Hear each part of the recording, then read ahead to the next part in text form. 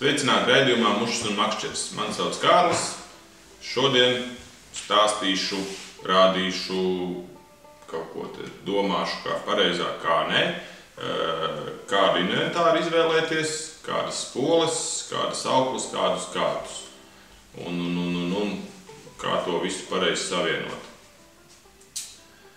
Principā, ar ko vajadzētu sākt? Vajadzētu saprast, kādās upēs jūs gribat makšķerēt. Jo visas auklas ir iedalītas un kāti un spoles iedalītas principā kategorijās. AFTMA iedalījums saucās. Un ir 15 klases. Latvijas apstākļiem, cik es esmu sapratis un atradis informāciju, Latvijas apstākļiem vispiemērotākais būtu droši vien 5. 6. klase. Arī man ir 5. 6. klases kātiņš iegādāts, arī aukla ar spoli.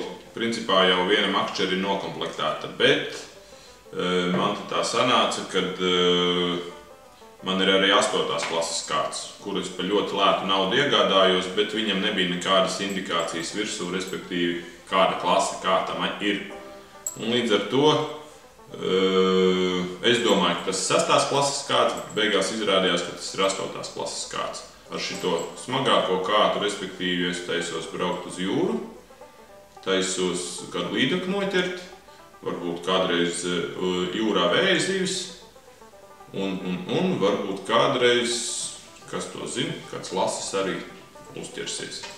Kad esam sapratuši, kādā upē mēs makšķerēsim, tad mēs varam domāt par kāta iegādi. Principā droši vien vajadzētu sākt ar kātu. Teiksim, tādām upēm kā Gauja, Salaca, Lielupe, Venta varētu pilnīgi pietikt ar 5. 6. klases kārtu. Varbūt 7. varbūt kādam patīk ar smalkākiem rīkiem strādāt, un tad var kaut ko mēģināt, varbūt mazāku. Bet, principā rekomendē 5. 6. klasi. Man ir 2 kāti, redzat, bišķiņi ir kaut kāda atšķirība. Abi ir vienrocīgie kāti, bet šī daļiņa, kas ir pielikta klāt, tā kā jūs valkat zivi, viņi ir it kā paredzēti šeit atbalstam, lai būtu vieglāk, teiksim, lai tas lauzuma punkts, vai kā to punktu varētu nosaukt, ir lielāks. Tā, kāti principā ir grafīti ar korķi. Es pat nezinu, vai ir kaut kāda teleskopiski, es tādas nekad neesmu redzējis, bet neiesaka tādas mušķi makšķerēšanai pirkt.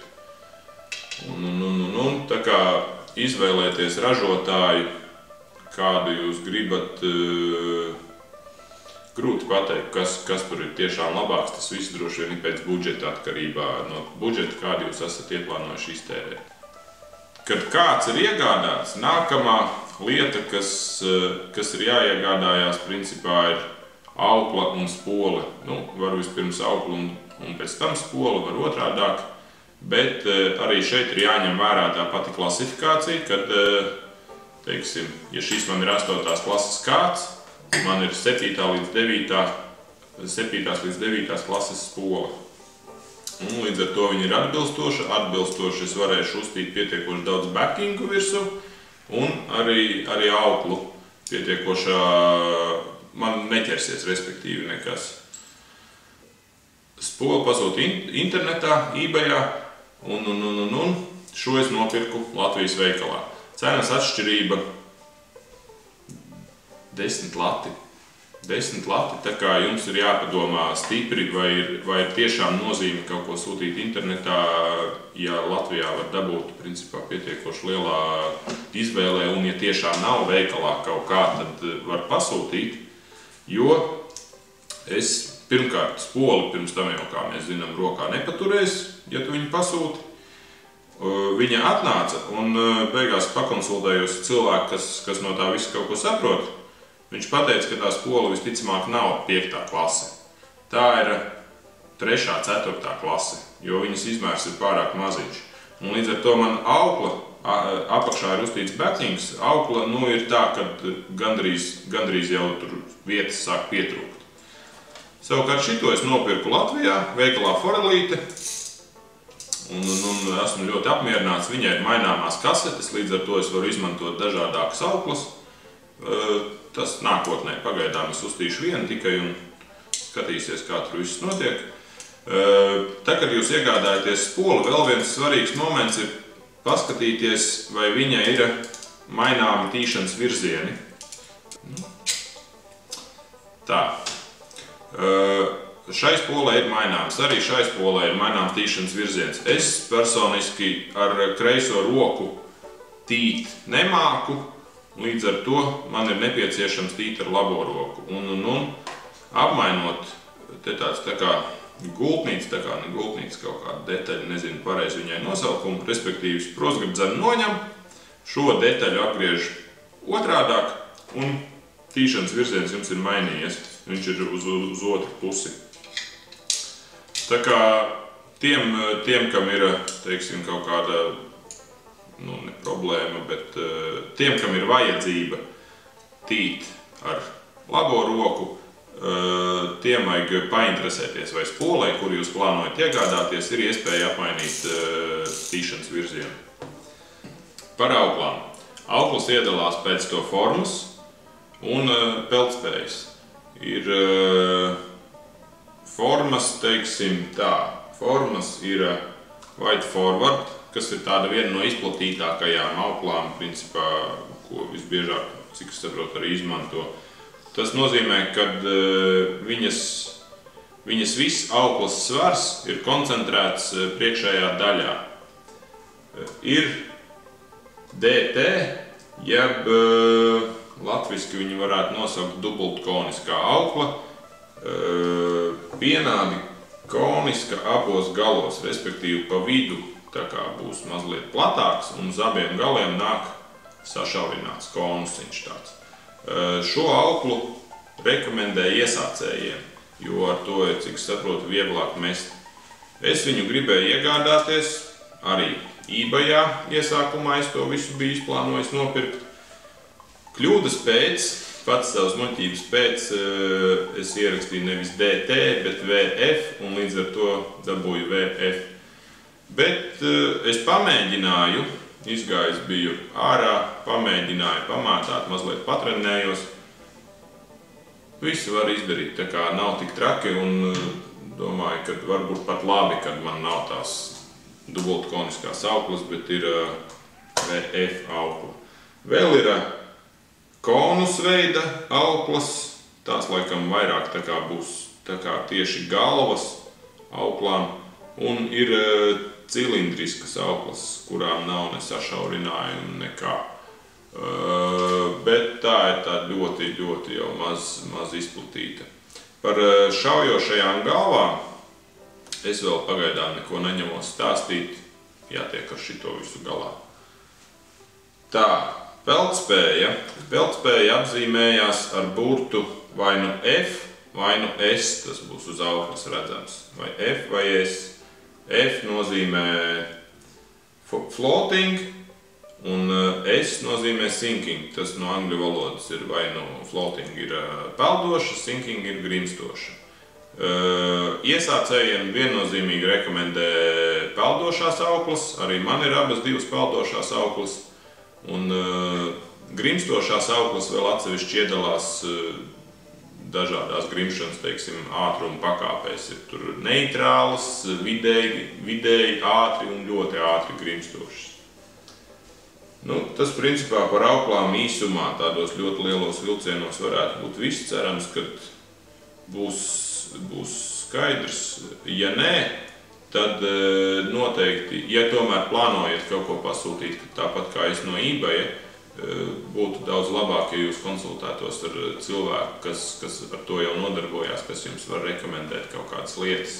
Ja nav tāda cilvēka pazīstama, iesaku viennozīmīgi doties uz Latvijas mušiņu makšķernieku veikaliem un prasīt pārdevējiem pastāstīt apstākļus, kādos jūs taisaties makšķerēt, kādās upēs, apmēram kādu klasi, varbūt jūs jau būsiet nojautuši kādas klases kāds jums būs. Un tādā veidā jūs iegūsiet ļoti labus, manuprāt, piedāvājumu atbilstoši savai, teiksim, savai cenu kategorijai, kādu jūs, cik daudz naudiņas gribat iztērēt.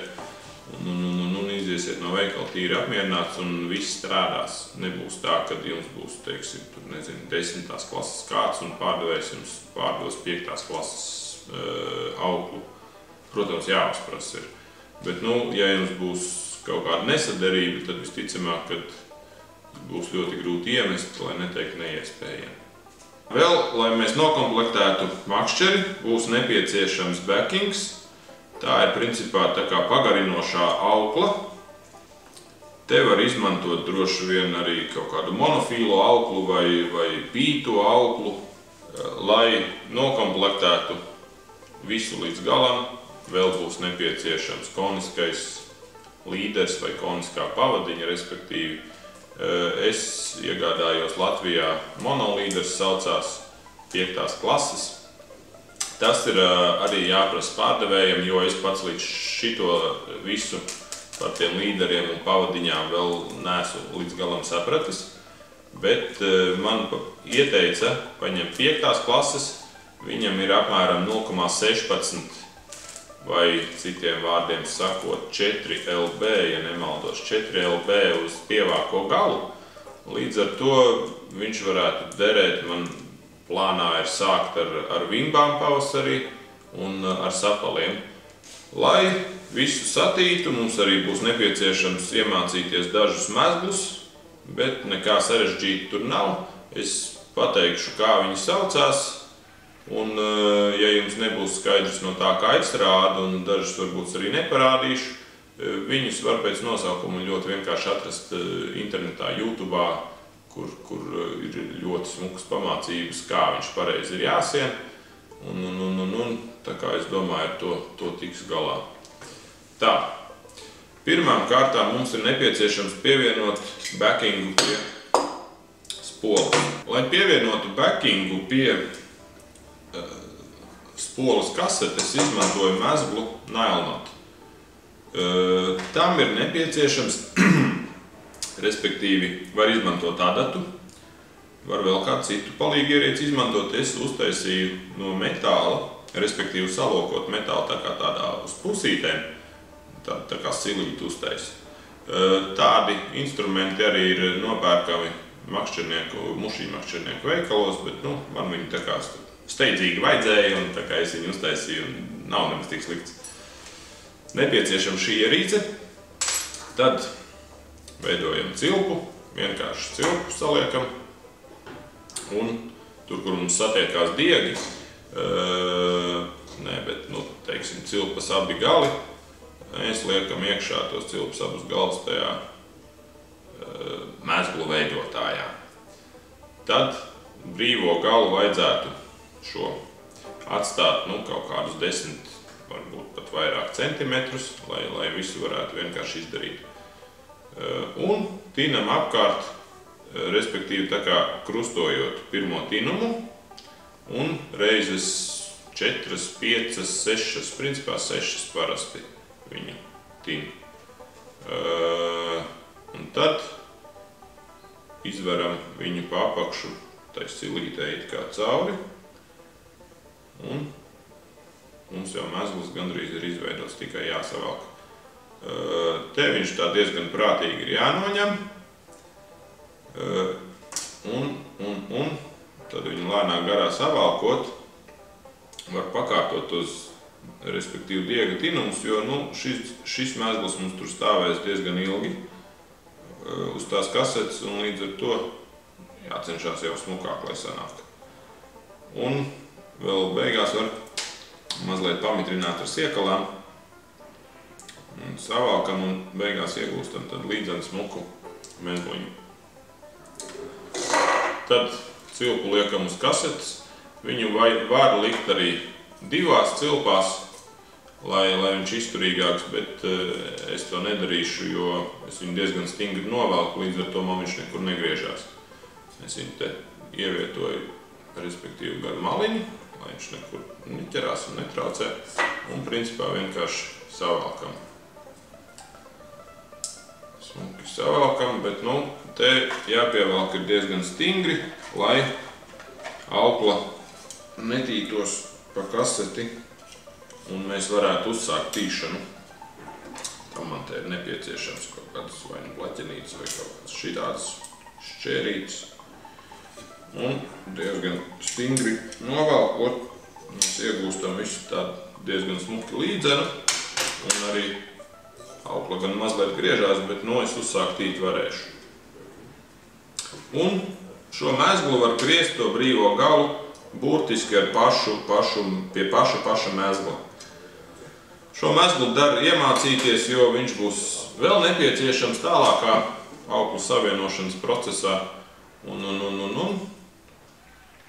tad, principā, mums būtu vajadzīga palīdzība no malas. Cilvēks, kas paturēs spoli, kaut gan šajā gadījumā var arī vienkārši tīt. Es to darīšu tā, ka es pievienošu spoli kātam. Tad vajadzīga palīdzīga roka. Un tad mēs varam smuki backingu gustīt virsū. Viņu, tas principā daudzums, ko tīt, es tīšu 50 metrus. Var tīt arī visus 100. Tas jāskatās vairāk tieši kādas zivis jūs taisieties ķert, cik viņa tālus skrējiens var taisīt, un tādā veidā man pagaidām diez vai tur milzīgs lasis pieķersies, bet, varbūt kādreiz uztīšu arī vairāk. Backings tūlīt tiks uztīts, un backingam galā būs, respektīvi, tagad ir jāskatās, nevis backingam galā, bet tagad ir jāskatās, kāda tad ir aukla mums. Man, teiksim, šīs auklas nebija cilpiņu. Līdz ar to backingu pie auklas var pievienot tieši ar to pašu nelnatu un iegūst tādu gludu līdzenu mezgliņu, bet šī 8. klases aukla man jau nāk ar cilpiņu. Tad es skatījos internetā, kā viņu pielikt pareizi pie tās cilpiņas. Var izveidot cilpu, šeit izmantojot tādu līdzenu mezglu, kurš saucās Six Rub Surgeon's Nut, bet iespējams ir kaut kādi arī vēl citi mezgli, es izmantoju šo. Un tad vienkārši savienojam auklas. Tikai jāstāsta, lai tā cilpa būtu pietiekoši liela, lai jūs dabonat visu auklu cauri izvērt, jo jāsavieno ir ar cilpu cilpā. Izveram cauri un visu kaseti arī iebraucam iekšā. Un iegūstam smuku savienojumu, smuku izturīgu savienojumu. Tālāk mums atkal būs vajadzīga palīdzīga roka, jo, ja jūs tīsiet vienkārši tā, aukla mazliet savērpsies, protams, viņa ar laiku varbūt iztaisnosies, bet drošāk ir vienkārši viņu uzprasīt kādam, lai pietur, un tādā veidā viss būs kārtībā. Tā. Tad, kad viss te ir savienots, tinam virsū.